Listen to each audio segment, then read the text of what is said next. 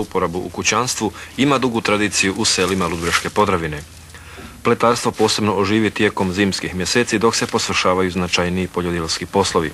Hrženica je najveće selo Ludbreškog kraja u kojem se pletarstvom bavi oko 70 kućanstava.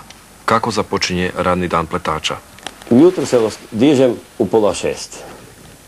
U 6:30 žena nosi mljekaru. Moram kod jedne krave stajati jer je dosta zločasta.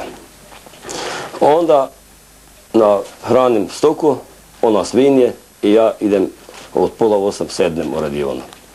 I nema me do ručka van. Ja sam više tu nego tamo unutra. Onda pletem. Pletem, gledam na sat, ne smije me pobeći niti 5 minuta za košaru. Bolje da ja pretečem da spletem košaru, onda sam malo fraj. Onda popodne malo se s djecom igram i opet radiona, poslije ručka. Te košare najviše 10, 12 si spletem, toliko si spletem 2 više pošto su dosta fal da si nadoknadim oni 10 kad sam malo na boljoj cijeni. Pletenje u ovom kraju dobrim dijelom je vezano uz Ludbreško poduzeće Razvitak, koje otkupljuje robu dajući pletačima potreban repromaterijal.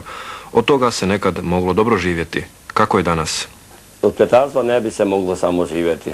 Da nemam poljoprivredu, od pletarstva ne bi se moglo živjeti, jer to mi je isključivo samo za neke ovako naplačke. Bio sam 10 godina u radnom odnosu u Razvitku. 10 godina sam bio na štriki, na željeznici. Onda sam se opredelio da sam stavio to.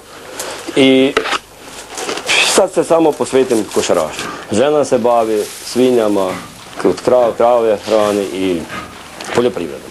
Bilo mi je jako teško se to naučiti, a volju sam imao jako.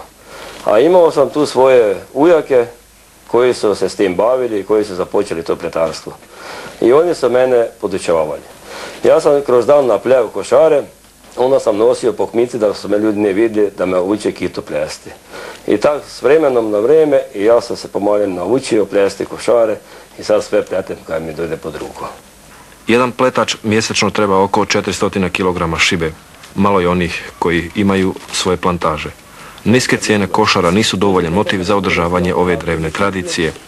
Ovi dječaci će od svog ujaka naučiti sve tajne pletenja. Hoće li njima pradjedovsko zanimanje biti nešto više od dopunske zarade?